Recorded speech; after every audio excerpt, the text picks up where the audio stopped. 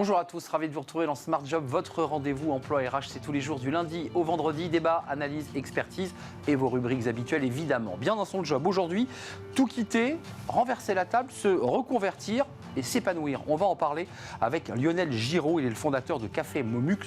Il a démarré sa carrière dans le luxe, il est notre invité. Smart Philo, travailler en s'amusant, un rêve, est-ce que c'est possible? On en parlera. C'est un sujet philosophique porté aujourd'hui par Pierre Delbé. Il est docteur en philosophie, directeur de l'Institut IFAI.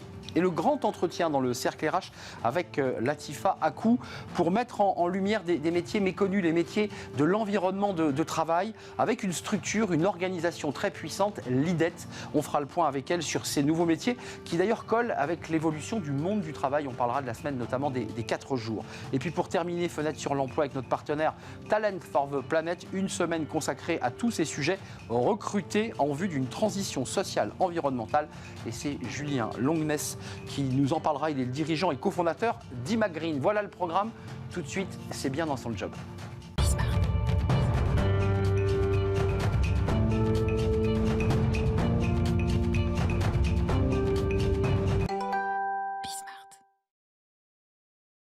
Bien dans son job. On parle aujourd'hui de la reconversion. Comment on fait lorsqu'on a eu des fonctions éminentes et qu'on décide de renverser la table pour créer sa propre entreprise? C'est votre histoire, Lionel Giraud. Ravi de vous accueillir. Ravi également. Vous êtes le fondateur de Café Momus, j'articule bien.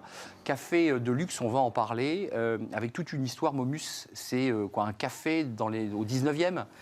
Oui, en fait, c'est le café des artistes. C'est le café de la Bohème à Paris entre 1800 et 1850. En fait, Momus, c'est le dieu des artistes. Alors, il est pas très connu, mais c'était un dieu qui, d'ailleurs, s'est fait rejeter de l'Olympe parce que c'était un dieu très railleur qui se moquait des autres. Et donc, il a été sorti de l'Olympe. Et Momus a donné son nom vraiment au grand café de la Bohème parisienne où toute l'intelligentsia se retrouvait, des peintres, des musiciens, tous les artistes. Et d'ailleurs, l'acte 2 de la Bohème de Puccini se déroule chez Momus, comme le haut lieu parisien de cette époque. Et vous revisitez finalement cette qualité, cette tradition. Un mot et quelques mots sur vous, parce qu'on va parler de votre reconversion. Quand on regarde votre parcours, il est assez incroyable. Directeur développement de l'horlogerie chez Cartier. Oui. Puis il y a Chaumet, vice-président, et vous créez la collection de joaillerie Joséphine, dans le luxe, des grandes maisons de luxe. Oui. Ensuite, il y a Courrèges. Ensuite, il y a Courrèges, oui. Il y a Vuarnet, un petit peu plus loin. Qu'est-ce qui fait qu'un jour, avec les fonctions que vous occupiez, vous dites j'en ai marre de ces très grosses entreprises du luxe, je voudrais être mon propre patron. À quel moment ça démarre ? En fait, ça a été un tout petit peu plus progressif que ça. Les deux premiers jobs que vous avez cités, donc Cartier pendant plus d'une dizaine d'années, donc c'est un gros groupe, on est coté. L'horlogerie est le produit majeur. Après, je pars chez LVMH. Donc, Chaumet, c'est un deuxième gros groupe, c'est LVMH. Et en fait, le déclic se passe là. Après 11 ans ou 12 ans chez Chaumet, avec des fonctions, enfin, c'est la place Vendôme, c'est des diadèmes, tout est merveilleux et ma maman est très contente. Je décide de me jeter dans un début d'entrepreneuriat, mais qui n'est pas totalement le mien. Donc, je rejoins 2 amis qui avaient racheté Courrèges pour essayer de relancer cette maison. Donc voilà, le premier pas, il est là. Vous reprenez une marque emblématique. Je reprends une marque emblématique, je reste dans l'idée de marque française, traditionnelle, historique, mais c'est un premier pas plus entrepreneurial et j'ai une petite quarantaine d'années. Voilà, donc les groupes, j'en ai marre, globalement, et je fais ce marre premier parce pas. que c'est des grosses machines, oui, il y a beaucoup exactement. de process, Alors, j'y ai tout appris, c'est des marques extraordinaires, emblématiques, mais c'est vrai qu'à titre personnel, j'avais soif d'autre chose.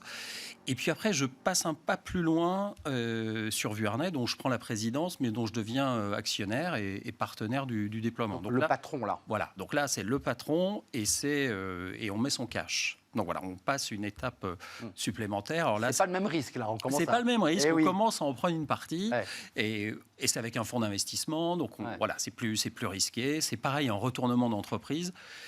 Et là, la dernière étape, en fait, la ligne de cohérence pour moi sont toujours des maisons françaises avec un vrai savoir-faire. Ça peut être soit, en l'occurrence aujourd'hui, une meilleure ouvrière de France qui travaille à mes côtés, soit un un chef Vous d'atelier. reprenez les codes du luxe, en fait. Mais globalement, voilà, l'idée, c'est de garder ces éléments-là et de lancer là ma propre maison.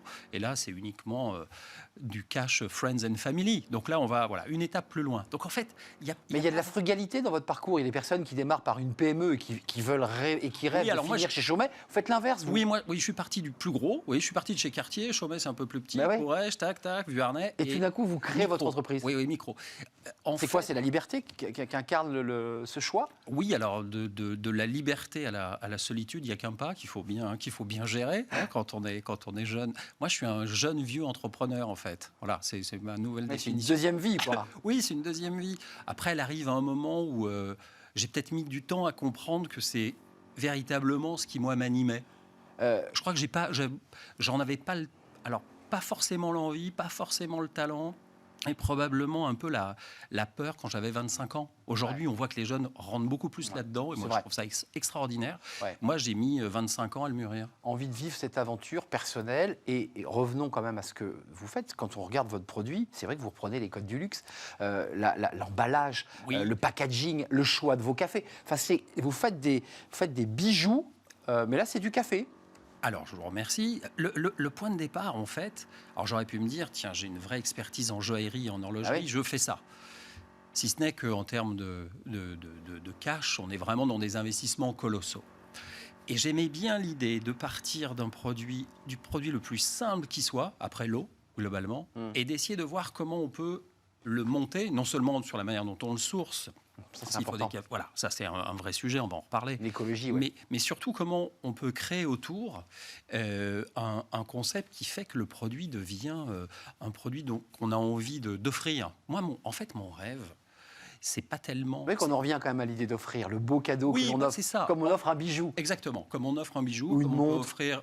Alors, plus modestement, comme on offre une belle huile d'olive, comme on offre une belle bouteille de vin, comme on offre un parfum ou une très belle bougie. Oui, vous le rentrez dans cette catégorie-là. Les gens arrivent dans un dîner parisien ou pas parisien, je ne vais pas faire du parisianisme. J'offre ce café. Et je vous offre une jolie édition de café qui est signée, qui est numérotée, qui a été très joliment sourcée, qui est bien emballée et qui est excellente. Mais il y a le sourcing, donc la qualité de vos cafés avec vraiment une vision écologique qui est très importante. L'emballage recyclable. En fait... ça vous fait quoi? Enfin, vous dites, ça y est, je suis vraiment en phase avec ce que je voulais être, finalement. En fait... Moi, mon background, il est vraiment sur le produit. Je pense que ce qui fait la différence, c'est pas le packaging. À la fin, c'est ce que vous avez dedans. C'est clair. Donc, la réalité, et la première chose que j'ai faite, c'est de me dire comment je fais pour sourcer les meilleurs cafés du monde. Ce qui est une question bête, mais qui est quand même la question de base. Et moi, je suis pas un spécialiste du café. J'adore ça, mais je suis pas un spécialiste. Complexe, ouais. Donc, le premier appel que j'ai passé... je me suis dit, je vais essayer de trouver celle ou celui qui est le meilleur là-dedans. Et donc, je suis allé chercher Daniela Capuano, qui est la seule et unique meilleure ouvrière de France en torréfaction, qui source les cafés. Qui va sur place. Ouais. Donc, on n'achète pas à la bourse, on n'achète pas Elle achète chez le producteur. Voilà, nous, on est du direct de la tasse, enfin, direct du producteur à la tasse. Voilà, donc déjà, sur le sourcing, c'est très transparent. On annonce chez qui on achète des micro-lots, on achète des cafés exceptionnels, rares. Alors, bien sûr, ça a un prix, tout ça. Mais en tout cas, on est clair sur notre sourcing. Ça, c'est vraiment la base. Le premier point. Oui, c'est les fondamentaux. J'ai envie de dire aujourd'hui, on a une approche traçable, écolo. C'est la base, en fait. Oui, cela va sans dire. Après, c'est au-dessus qu'on construit ce qu'on appelle, nous, notre vocation, c'est d'éditer. On est une maison d'édition, en fait. On se positionne comme une maison d'édition. Donc, on édite des petits producteurs qu'on va chercher et on signe, on annonce qui a fait ce café. On le torréfie magnifiquement parce que, en fait, ça le aussi, café, c'est un art. Hein. Oui, le café n'est pas un produit simple. Vous ouvrez une bouteille de vin, il est bon. Vous commencez à préparer un café, c'est pas sûr, même si le café est très bon. Donc le café peut être bon à l'origine, peut être très très mal torréfié. D'ailleurs, vous buvez comme moi des cafés dans des brasseries parisiennes. 9 fois sur 10, vous dites plus jamais. Je partage cette idée. Plus jamais. Même dans un 3 étoiles. Oui. On vous dit café, 20 €. Votre palais s'y est fait, là. Maintenant, vous sentez. Non, moi, on m'a reseté mon palais. Ouais, en fait, j'ai appris... C'est de l'onologie de café, quoi. J'ai appris à comprendre ce qu'était un bon café. Moi, j'étais un peu comme tout client. Je buvais des cafés extrêmement torréfiés, noirs et plein d'amertume. En fait, c'est pas ça le café. En tout cas, il y a de la douceur. Il y a de la douceur, il y a de l'acidité. Et puis En fait, la palette organoleptique, elle est encore plus grande que celle du vin. Mais juste, Lionel, avant de nous quitter, qu'est-ce que vous avez appris sur vous, à travers le parcours que vous décrivez, les rencontres que vous avez faites, cette meilleure ouvrier de France, c'est aller sur place pour sourcer. Qu'est-ce que vous avez appris que vous ne connaissiez pas de votre parcours assez incroyable dans le luxe? Le fait que, que tout est basé sur les rencontres que vous faites avec les gens.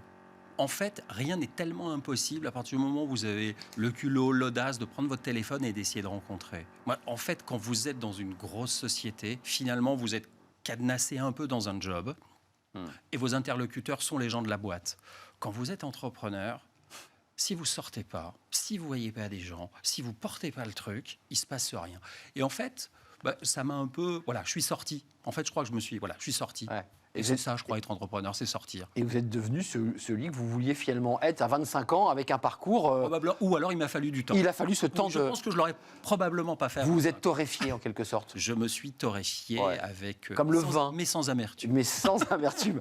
Merci Lionel Giraud, c'était un vrai plaisir de vous accueillir. Entrepreneur avec ce parcours assez incroyable Merci à vous. dans une longue vie dans le luxe, dans les grandes marques de luxe, et puis aujourd'hui à la tête de votre entreprise, votre bébé, Momus, qu'on peut trouver un peu partout. Un peu partout, pour l'instant en ligne, et nous ouvrons notre première boutique à Paris, rue des Martyrs, dans 2 mois, j'espère, si mes travaux avancent. Je vous le souhaite. Merci Lionel Giraud de nous avoir rendu visite. À très bientôt. Bon vent, bonne dégustation pour ceux qui auront le plaisir de goûter le café Momus. Smart Philo, tiens, jouer, on peut prendre du café en jouant, mais on joue beaucoup. Ça, c'est un sujet de philo. Travailler et jouer, c'est contradictoire ou pas? On en parle juste après, c'est dans Smart Philo.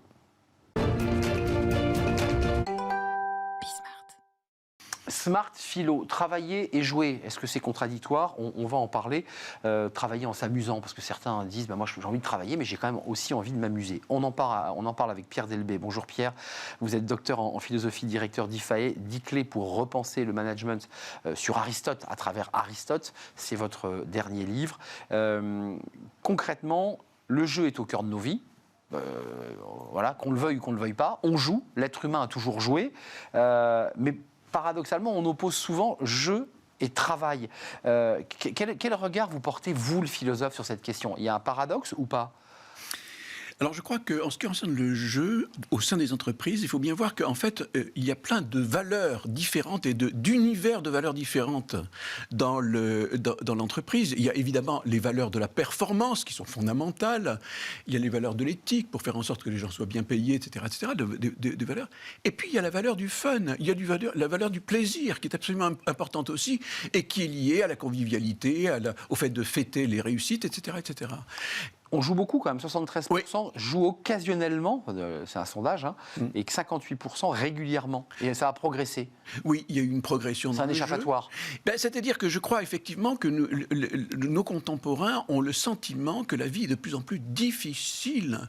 Et lorsque l'on traverse des moments de difficulté, eh bien, on a besoin de se référer à des moments, je dirais, de distraction, où on va respirer, où on va avoir une activité libre, de jeu, de fun, etc., pour revenir, si possible, au travail ensuite. Alors, ce qui est passionnant, c'est que, évidemment, un philosophe qui ausculte la littérature, ça devient encore plus passionnant. Et vous avez choisi de nous raconter, là, à travers, pour justifier ce sujet, d'ailleurs, la barrière de Tom Sawyer. Je trouve ça extraordinaire.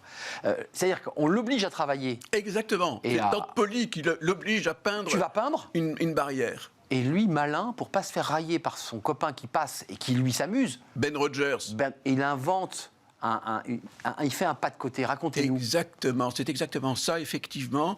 Le pauvre Tom Sawyer est obligé de peindre une barrière qui est longue. C'est un travail fastidieux. Et il voit son copain qui arrive, Ben Rogers, qui va évidemment se ficher de lui, bien sûr.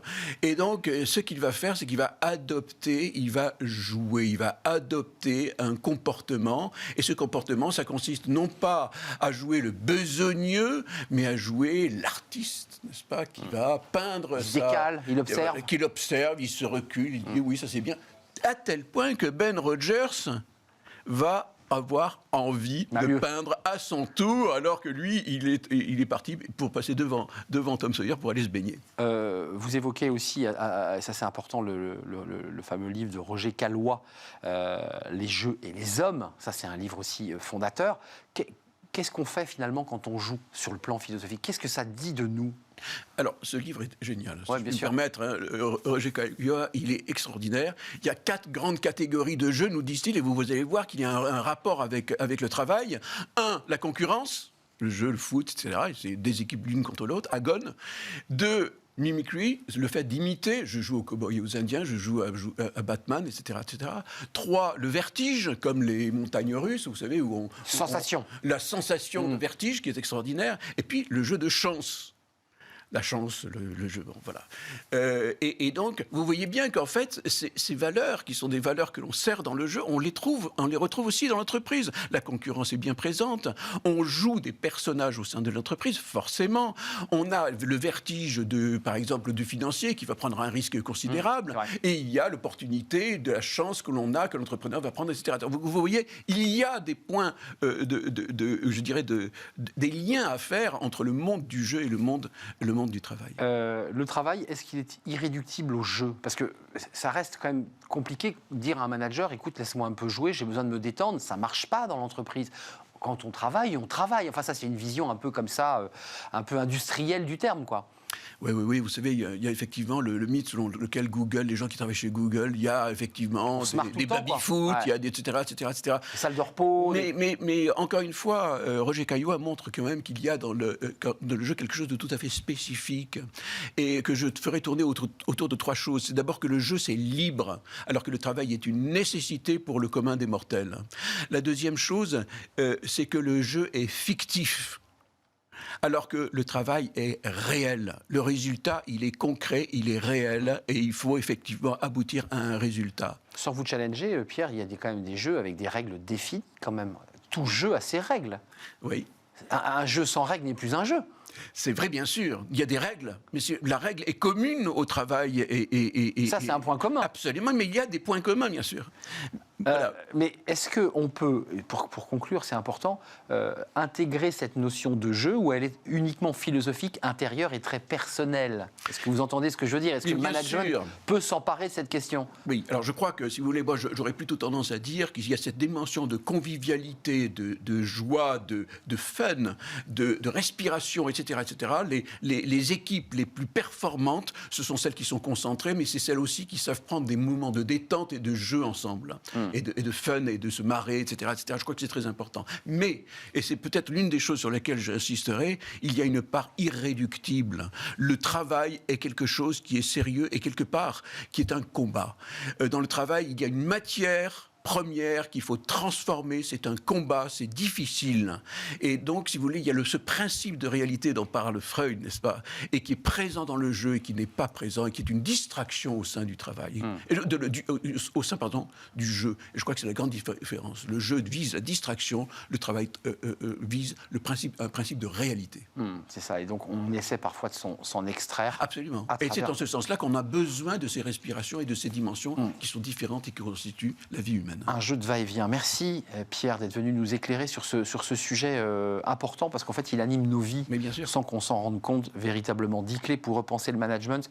Aristote, à travers Aristote, on voit votre livre. Merci de nous avoir rendu visite. On fait une courte pause, on va s'intéresser dans le cercle RH à travers un entretien à des métiers dont on ne parle pas beaucoup d'ailleurs, les environnements de travail, structurés d'ailleurs par une association très dynamique, l'IDET. L'environnement de travail, c'est évidemment extrêmement transversal à la vie de l'entreprise, mais c'est des métiers qui sont peut-être un peu en dessous des écrans radars. On va les mettre en lumière aujourd'hui dans le cercle RH, et c'est juste après la pause, évidemment.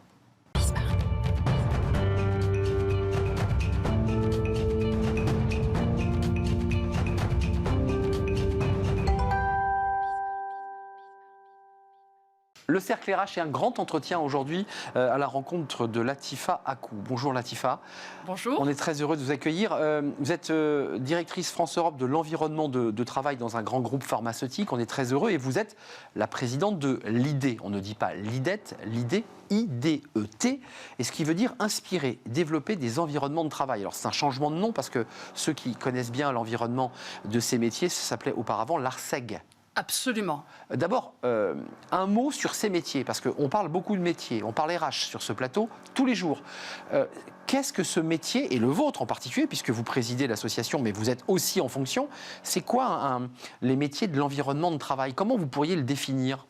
Métiers de l'environnement de travail, ce sont les métiers qui permettent de mettre un cadre de travail, qui permettent aux collaborateurs de se consacrer à leur cœur de métier et de permettre leur propre épanouissement, d'avoir du bien-être. Chez vous, dans votre groupe pharmaceutique, ça consiste physiquement à quoi faire? On remet une chaise, on adapte l'ordinateur, on isole du soleil, on met une cafette. Concrètement, c'est quoi? Concrètement, c'est apporter du service, gérer les espaces de travail, c'est aussi participer à l'attractivité et puis à la fidélisation des collaborateurs en faisant du onboarding et du offboarding, accueillir correctement les collaborateurs, faire de l'hospitality, donc très important et qui est un terme de plus en plus utilisé dans nos métiers. 2000 membres hein, à l'idée. 2000 adhérents. 2000, peut-être un peu plus d'ailleurs. C'est intéressant. Ils sont rattachés, vous êtes rattachés au service RH ou vous êtes à côté en parallèle et vous vous tenez la main? Tout dépend des entreprises. Voilà. Tout dépend des entreprises. Certains de mes collègues, confrères, sont rattachés à la DRH et d'autres, comme moi, qui sont rattachés à d'autres directions. En tout cas, ce qui est sûr, c'est que nous travaillons main dans la main. Les directions, les DRH et les directeurs de l'environnement de travail travaillent ensemble. Alors, changement de nom, venons sur le changement de nom, parce que quand une structure associative ou une entreprise change de nom, elle dit quelque chose de sa transformation. L'ARSEG, terminé. Quand on va sur votre site, c'est ID, I-D-E-T, et ça veut dire inspirer, développer des environnements de travail. Inspirer et développer, ça c'est nouveau, ça n'existait pas dans l'ARSEG auparavant. Absolument. Pourquoi ces deux verbes-là? Eh bien, écoutez, inspirer et développer l'environnement de travail, donc on voit l'idée leader, comme en anglais, c'est-à-dire tirer, c'est faire grandir la profession. C'est aussi idée et inspirer, c'est s'ouvrir aux autres métiers. L'environnement de travail, on parlait de directeur de l'environnement de travail.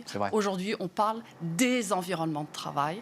Ça veut dire qu'on s'ouvre aux autres. Et les environnements de travail, ce n'est pas que le directeur ou le responsable des environnements de travail, ce sont les acheteurs, ce sont les RH et d'autres métiers. Et donc transversalité finalement. Une transversalité, mais aussi, il faut savoir que on inclut tous les métiers des environnements de travail.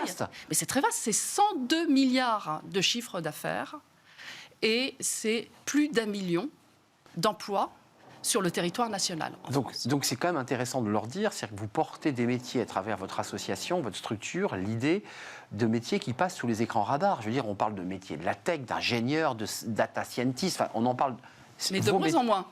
Mais vos métiers, là, vous les mettez en lumière très concrètement. Ça veut dire que vous êtes un capteur de la réalité du monde de l'entreprise et de sa transformation. Il y a 2 sujets qui animent les collaborateurs, c'est l'hybridation du travail. J'imagine que sur ce sujet, et qui d'ailleurs donne le nom de votre structure, et la semaine des 4 jours. Commençons par l'hybridation. Oui. Est-ce que vous êtes dans l'accompagnement sur ces sujets-là en particulier? Absolument. Et nous sommes dans ce sujet-là, comme les RH, depuis la Covid. Et on a vu dès 2021, les accords de télétravail ont été mis en place dans les entreprises entre 1, 2 et 3 jours. Donc l'hybridation, donc on travaille à la maison, mais on peut travailler n'importe où. Donc bien évidemment, il faut créer ce cadre. Et ce cadre de travail. Ça, c'est une de vos missions, ça? C'est une de nos missions. Et aujourd'hui, l'hybridation, elle va peut-être, je dis bien peut-être, aller jusqu'au métaverse. C'est-à-dire qu'on parle d'espace de travail, on parle du travail à domicile, du bureau. Et de son avatar. Et puis du métaverse, probablement. Donc l'hybridation, c'est notre sujet. Et vous parliez tout à l'heure de travail avec les RH. On travaille avec les RH sur ce sujet-là. Un chiffre, simplifier le travail à distance. C'est 2/3 des décideurs en entreprise ont mis en place des nouveaux outils numériques pour fluidifier les échanges à distance. Alors, il y a les services informatiques, évidemment, qui sont en première ligne. Il y a la DRH et il y a vos équipes, les acteurs de l'association, qui, dans l'entreprise, font le lien, simplifient, améliorent. Parce que c'est ça l'idée, hein. Vous êtes un facilitateur. Nous sommes des facilitateurs et nous sommes complètement dans le cœur de la performance de l'entreprise. C'est-à-dire qu'aujourd'hui, on se rend compte que pour faire venir les collaborateurs au bureau, qui est un sujet qui est encore d'actualité depuis 2021, c'est clair.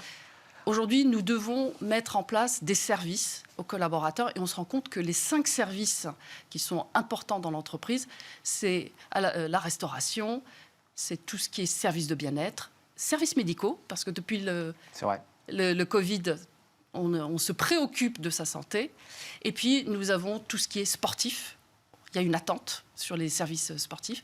Et le 5e, qu'on n'attendait pas, c'est tous les aspects artistiques, les services artistiques. C'est-à-dire, on vient au bureau pour vivre un moment, un moment exceptionnel qu'on partage, mais qui n'est pas lié forcément au cœur de métier de l'entreprise. C'est découvrir un designer ou une art plastique. Ce qu'on évoquait juste avant votre venue avec un philosophe sur travail et jeu, j'allais dire travail et distraction de l'esprit pour pouvoir mieux se concentrer, parce que c'est un peu ça l'idée. Oui. C'est-à-dire quand on a une conférence entre midi et 2 à sa pause avec quelqu'un qui vous emmène dans la peinture du 18e, quand on reprend son travail, vous dites on est peut-être plus efficace. C'est ça l'idée. Absolument, c'est plus efficace. Et puis on vient aussi, c'est pour aussi s'enrichir et se nourrir.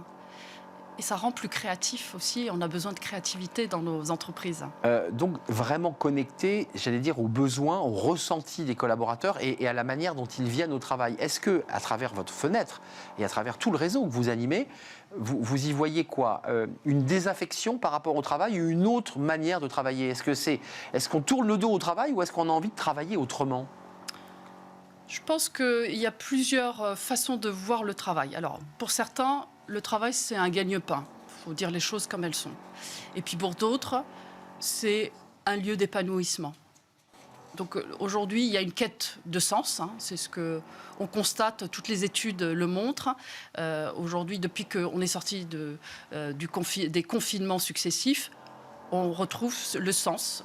Avoir du sens, c'est non seulement le sens, mais aussi avoir un équilibre entre vie privée et vie professionnelle et vie personnelle. Et puis aussi avoir un management, parce que le management est très important. Mais là, vous jouez un rôle, le réseau de vos métiers et de l'environnement du travail. Est-ce que vous pouvez aussi apporter une contribution dans la relation avec le manager? On sait que ce n'est pas toujours simple, le manager a des obligations et parfois elles sont contradictoires avec les désirs des collaborateurs. Est-ce que là, vous pouvez y glisser quelque chose? Absolument, on travaille tous les jours avec les managers, que ce soit ne serait-ce que pour réorganiser les espaces de travail, pour mettre des services, pour gérer un cas en particulier. Donc, on travaille comme les DSI. D'ailleurs, on travaille les uns avec les autres. On travaille plus en silo. Et ça, j'ai beau le dire, c'est important. Changement de nom déjà, et surtout, c'est une réalité sur le terrain. Donc, RH, DSI, direction de la communication, direction juridique. Donc, on travaille tous ensemble et c'est comme ça qu'on apporte aussi des réponses à vos managers. Latifa Akou, quelques chiffres, c'est important quand même sur les sujets de préoccupation pour les entreprises, parce qu'on a parlé des collaborateurs. 93%, c'est l'amélioration de la qualité de vie, des conditions de travail, vous venez de l'évoquer. 91%, et on va parler de la signature de votre charte EcoWatt, amélioration de la performance énergétique, ça c'est important dans le contexte actuel. Et 89%, dernier chiffre, amélioration de la cohésion d'équipe en distance. Un petit focus sur ce chiffre de 91% pour améliorer la performance énergétique.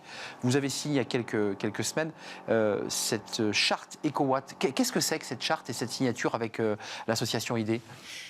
L'objectif, c'est que l'association incite ses adhérents, encourage ses adhérents à avoir une réduction d'avoir plusieurs procédés pour réduire le taux de CO2, mais aussi la consommation énergétique. Ça passe aussi bien par la baisse de la température. Les bons gestes. Les bons gestes, fermer le site quand c'est possible. En tout cas, ce qu'il faut retenir de ça, c'est il faut faire un diagnostic.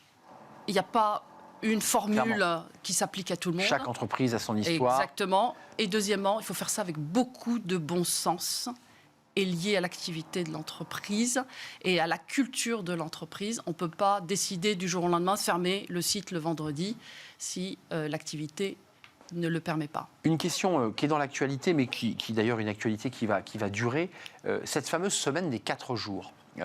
Les Anglais ont lancé, on l'a vu, une étude expérimentale sur un peu moins de 100 entreprises. Ça a très très bien marché. Est-ce que votre structure et votre réseau soutient cette semaine des 4 jours? Est-ce que vous dites, on est encore hésitant? On n'est pas allé sur ce terrain-là. Parce que c'est un choix des entreprises. Alors, mon entreprise n'a pas adopté cette journée des 4 jours. L'hybridation, bien évidemment. On a mis en place aussi la fermeture du vendredi pour des régions de sobriété énergétique, parce qu'on s'est rendu compte qu'il y avait quasiment personne le vendredi et que pour faire des réductions, il était préférable de fermer le vendredi pendant la période hivernale. Et nous avons bien fait, parce qu'on a quasiment fait près de 30% d'économie de consommation énergétique. Mais la semaine des 4 jours, pour le moment, ce n'est pas envisagé et ce n'est pas un sujet qu'on a abordé. Ouais, parce que on a un autre chiffre quand même sur la présence au bureau qui vient faire écho à cette question de la semaine des 4 jours. C'est 70% des entreprises avaient mis en place une présence de 5 jours par semaine au bureau avant confinement et 5% des entreprises mettent en place une présence de 5 jours par semaine au bureau après confinement.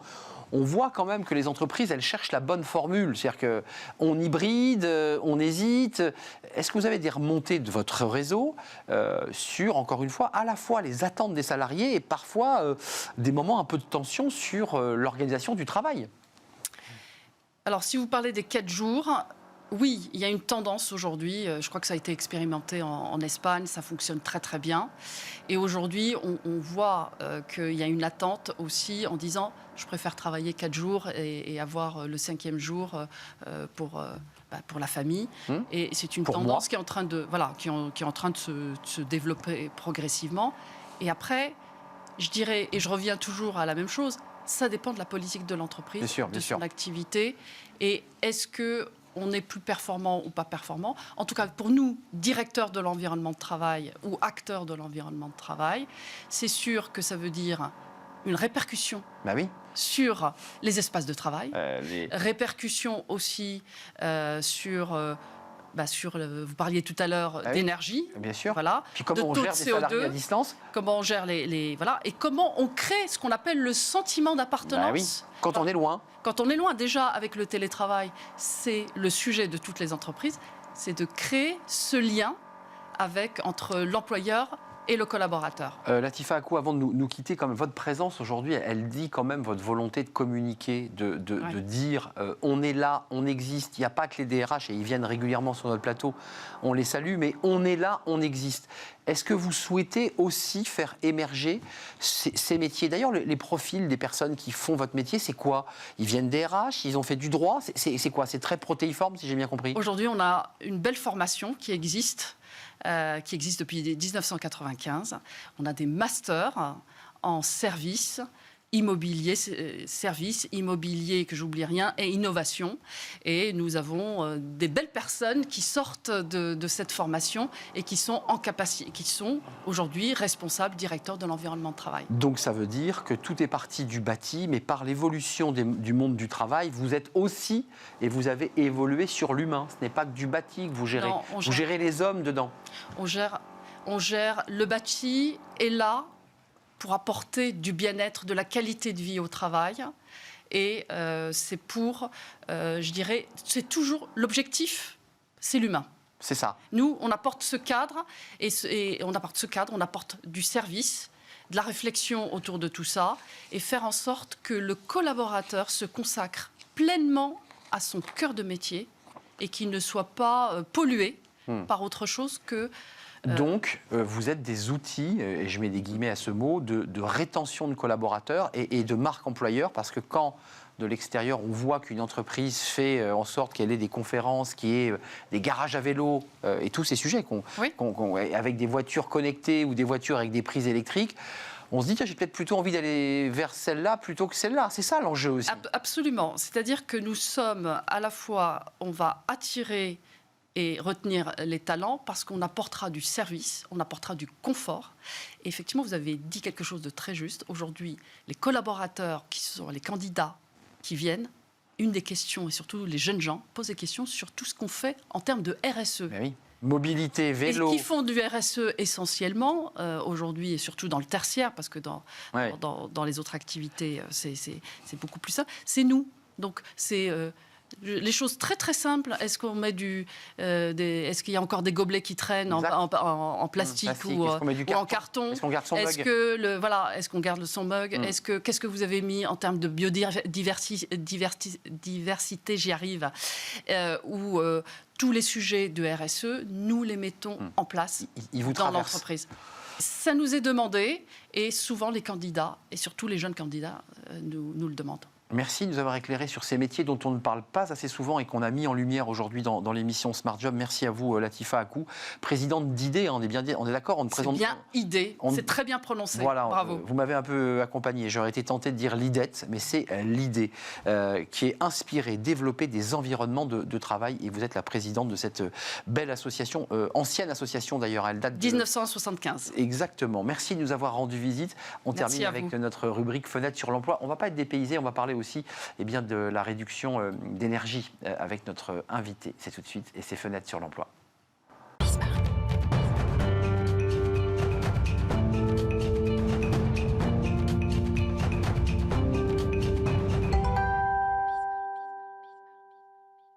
Fenêtre sur l'emploi, une semaine consacrée au métier de la transformation, de l'accompagnement pour une planète plus vertueuse avec cet événement Talent for the Planet. Ce sera à partir du 22 mars prochain au Parc Floral de Vincennes. Justin Longness, merci d'être avec nous. Merci. Vous faites partie de ceux qui seront présents à ce grand événement Talent for the Planet, dirigeant et cofondateur d'Imagreen. D'abord, un petit mot avant de vous poser des questions, parce que vous serez présent et vous êtes un acteur engagé de cette transformation. Imagreen, c'est quoi concrètement ? Imagreen, c'est 120 collaborateurs au service de cette transition. Donc nous accélérons au quotidien cette transition sociale, environnementale, économique. Nous recrutons pour nos clients, nous formons et nous avons nos propres équipes sur plein de sujets, l'énergie renouvelable, l'efficacité énergétique, la RSE, pour accompagner nos clients dans cette transition. Et vous serez présent avec un stand dans ce événement, je le disais, Talent for the Planet au Parc Floral à partir du 22.